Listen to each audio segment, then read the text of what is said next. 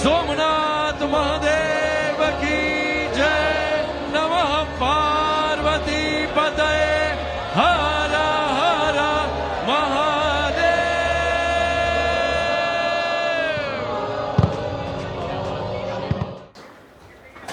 दोस्तों, देश की आर्थिक हालत, शिक्षा, स्वास्थ्य, सब कुछ एक तरफ रख दीजिए।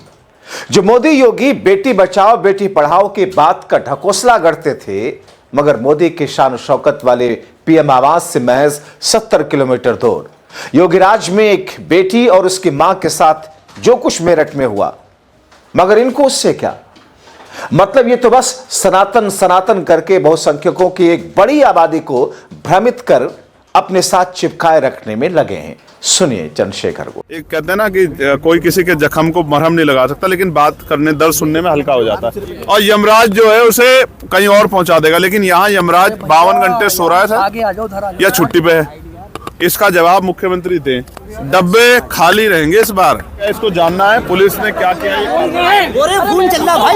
अगर फिर लगा कि हाथ खाली है तो फिर संघर्ष जारी। नहीं, मैं कोई बहुत बड़ा कोई वो हूँ जो मेरी बात से कोई डरेगा भाई? मैं तो साधारण सा आदमी हूँ, कमजोर वर्गों का एक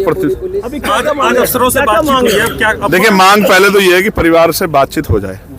एक कहते हैं ना कि कोई किसी के जख्म को मरहम नहीं लगा सकता, लेकिन बात करने, दर्द सुनने में हल्का हो जाता है। एक बार उनका पक्ष जान लूं, जनप्रतिनिधि उनका, तो पार्लियामेंट हो या सड़क हो, अपनी बात को रख दूं आप लोगों के माध्यम से। एक बार परिवार से मुलाकात होने के बाद मेरी डिमांड, देखिए मेरी डिमांड ये है कि उत्तर प्रदेश की हर बहन बेटी सुरक्षित होनी चाहिए। आप पीड़ित परिवार, एक सेकंड, क्योंकि मुख्यमंत्री ने कहा असेंबली में बोलते हुए, ये सुना होगा इन्होंने, मेरठ वालों ने, कि हर अगर बेटी का कोई अपमान करेगा तो हर चौराहे पे खड़ा यमराज, इधर सांसद जी, और यमराज जो है उसे कहीं और पहुंचा देगा, लेकिन यहाँ यमराज 52 घंटे सो रहा है या छुट्टी पे है।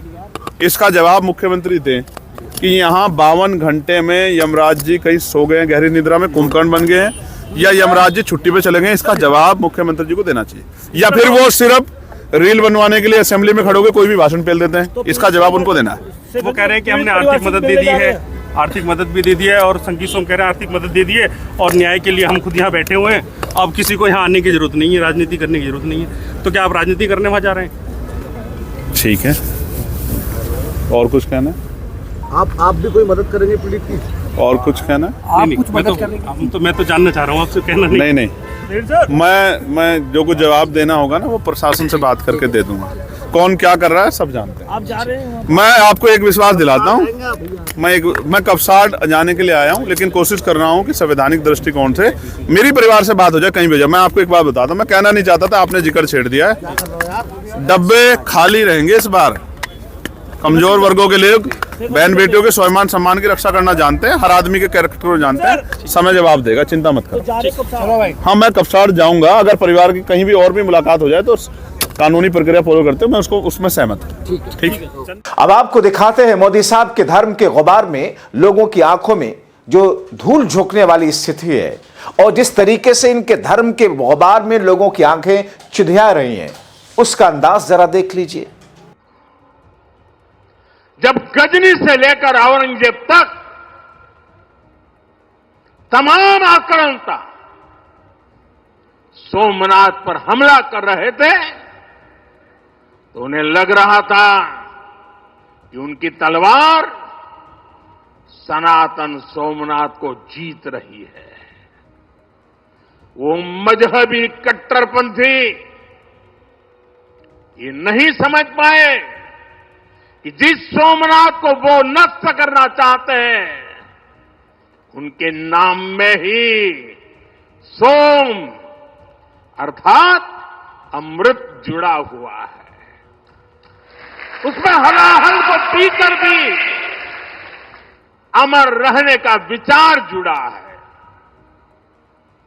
उसके भीतर सदाशिव महादेव के रूप में वो चैतन्य शक्ति प्रतिष्ठित है जो कल्याण कारक भी है और प्रचंड तांडव शिव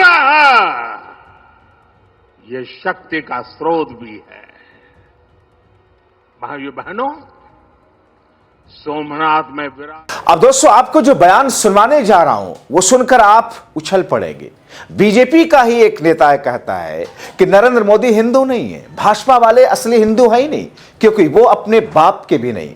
यह है आज के भारतीय जनता पार्टी के प्रवक्ता शहजाद पूनावाला। और सबसे मजे की बात यह कि अब शहजाद पूनावाला बीजेपी में है, लेकिन उनका यह वीडियो हट नहीं सकता।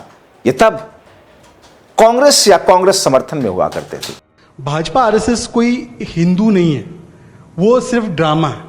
ये सच्चे पक्के हिंदू भी नहीं है। मोदी जी ने कभी 4 धामों का तीर्थ यात्रा भी नहीं की आज तक। इससे ज्यादा हिंदू अगर आप कहेंगे तो दिग्विजय सिंह है। वो तो सनातन धर्म को बहुत मानते हैं और सुबह उठ के पूजा पाठ करते हैं। मनोज भाई है, कन्हैया है। मुझे लगता है कि ये लोग जो है इनसे कहीं ज्यादा हिंदू है। ये तो किसी के नहीं, अपने बाप के नहीं है। ये क्यों करते हैं ड्रामा? आरएसएस बीजेपी को पता है कि हमेशा इनके जो एजेंडा है, ऑब्जेक्टिव्स है, वो सत्ता प्राप्ति में ही उसको मिलेगा। तो इनके जो फाइनेंसर्स है, जैसे अभी इन्होंने कहा अंबानी अडानी, अब मैं आपको एक उदाहरण देता हूं। ये इन्होंने उलझा दिया हमें, देशद्रोही, देशभक्त, बीफ, लव जिहाद, फलाना ढिमकाना। आपको पता है जब से मोदी सरकार आई है 2014 से लेकर 2016 में एनपीएस की संख्या, और ये नॉन परफॉर्मिंग एसेट है, कई लोग मोदी जी को भी मानते हैं नॉन परफॉर्मिंग एसेट, पर मैं बैंकों के नॉन परफॉर्मिंग एसेट की बात कर रहा हूं। उसकी संख्या 3.5 लाख करोड़ से 6.5 लाख करोड़ हो चुकी है। अब इसको रफा दफा करना है। विजय माल्या को तो भेज दिया, 1200 करोड़ भी दे दिए, पर दूसरों को भी देना और बड़े बड़े देना है। रोहिया को देना है, अडानी को देना है, अंबानी को देना है। कैसे करेंगे? तो ये सब ड्रामा रचा जाता है। आप जेएनयू में ये ट्राई करो, ये जो ये लोग लड़वाते लोगों को हिंदू बनाम मुसलमान, ये यहाँ पे नहीं काम करती। इसीलिए तो जेएनयू को, अरे सौरभ शर्मा ने कह दिया ना कि हिंदू राष्ट्र बनाने से अगर कोई बाधा सबसे बड़ी है वो जेएनयू है, और जेएनयू टॉप 25 में 3रे नंबर की यूनिवर्सिटी है। जितने जेएनयू बनेंगे और जितने लोग जेएनयू जाएंगे और उस तरीके की हायर एजुकेशन पाएंगे, उतना वो लोग एजुकेशनली अपने आप को एम्पावर करके पॉलिटिकली और इकोनॉमिकली एम्पावर्ड होंगे, और ये सब फर्जी डिबेट में पड़ेंगे ही नहीं। नेहरू जी ने तब चुनाव लड़े और उन्होंने हिंदू रिफॉर्म लॉ और जो भी अंबेडकर जी के इश्यूज थे उसको तब पुश किया, तब जनसंघ थी। Jansangh was the mother of the BJP in terms of communalising. They were very very communal and it was on the face. It's not even कि थोड़ा सा यहाँ पे जो लिहाज में भी अरुण जेटली रख ले, वो भी नहीं। आजकल बीजेपी उसी राह पे चल रही है, but they were brazenly communal. Nehru ji had the courage to fight that battle of secularism. I don't want to use that term, but if you can understand what I'm trying to say, he had the goddamn courage. Okay, I want to use another word, but you know what I'm trying to say. He had the guts to take it on and not compromise on his principles. He did what was right for this country, and people supported him election after election after election. Even though communists were very strong at that time, even then. So I think what we need to do as a party, And Gaurav ji is here. Yesterday he took up the issue of Sanskrit being compulsorily imposed in Assam. We need to fight this communal Hindutva agenda with full-on secular liberal values without compromising on it one bit. We should not think कि यहाँ पे एक चुनाव में कम फायदा होगा, ज़्यादा फायदा होगा. If we do it with the courage of our conviction, people of this country, like who are they voted Justin Trudeau in Canada, they will go for a person like Rahul Gandhi who represents some kind of honesty and sincerity in politics, which Modi does not represent. So I think we should be full-on secular, progressive, liberal, and we should do it brazenly, just like they're brazenly communal, be brazenly secular. जाहिर तौर पर दोस्तों, आप अलग अलग देशों के उन हिटलर शाही वाले अंदाज के इतिहास को उठा करके देख ले कि धर्म की अफीम को चटाकर कैसे वो सत्ता की कुर्सी पर विराजमान रहते थे. तो इन तमाम तस्वीरों के बीच में आपको क्या लगता है? बार बार मैं कहता हूं, जागरूक रहिए, अपनी आवाज उठाइए.